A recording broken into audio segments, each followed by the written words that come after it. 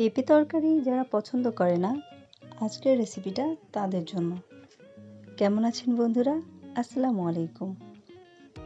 Mitu's kitchen ব্লগে সবাইকে স্বাগত। তো ফার্স্টে পেঁপেগুলোকে ধুয়ে পরিষ্কার করে একদম খোসা ছাড়িয়ে নিয়েছি। তারপর সেদ্ধ করে নিব হালকা লবণ এবং হলুদ দিয়ে।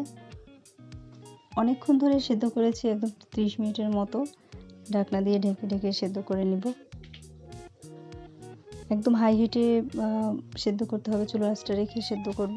ঢাকনা দিয়ে দিয়েছি, প্রায় আমার সময় লেগেছে 30 মিনিটের মতো, আপনাদের কমও লাগতে পারে। একদম সেদ্ধ হয়ে গেছে।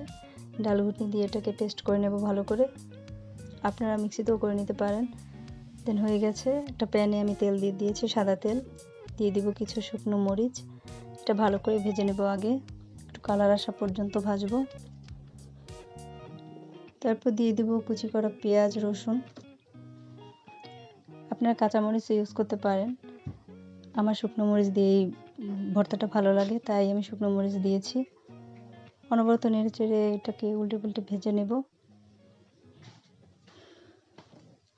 আমার বাচ্চা তো একদমই পছন্দ করে না এই সবজিটা খেতে, তাই এভাবে রান্না করে দিলে সে খুব পছন্দ করে খায়।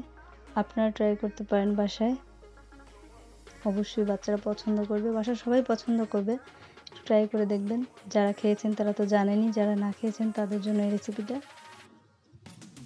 তো বন্ধুরা, এখনও যারা আমার চ্যানেলটি সাবস্ক্রাইব করেননি অবশ্যই সাবস্ক্রাইব করবেন এবং ফেসবুক পেজে গিয়ে একটু ফলো দিবেন, লাইক কমেন্ট শেয়ার করে পাশে থাকবেন। তো ভালো করে ভেজে নেব এটা, একটু ব্রাউন ব্রাউন কালার করে ভাজবো, বেশি পোড়া পোড়া হবে না, একটু হালকা ভাজা হলেই দিয়ে দিব পেস্ট করে রাখা পেঁপেগুলো। এখনও হয়নি আমারটা, একটু ভেজে নিই।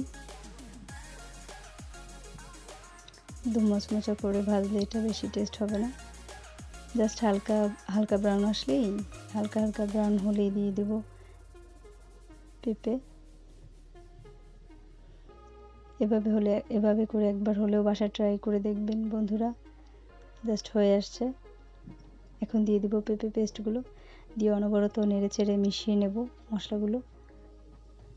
অনবরত নাড়তে হবে, পানি পানি ভাব থাকলে হবে না, ভালোভাবে শুকিয়ে নেব।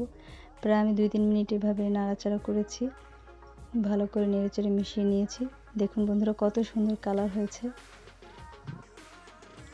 মাঝখানে লবণটা চেক করে নেবেন, প্রয়োজন মতো লবণ দিয়ে। এটা যেদিন রান্না করবেন সেদিন বাসার সবাই খুব পছন্দ করবে, ট্রাই করে দেখবেন অবশ্যই। So delicious, looking so wow. দেখুন বন্ধুরা কেমন হলো আমার রেসিপিটি। ধন্যবাদ সবাইকে।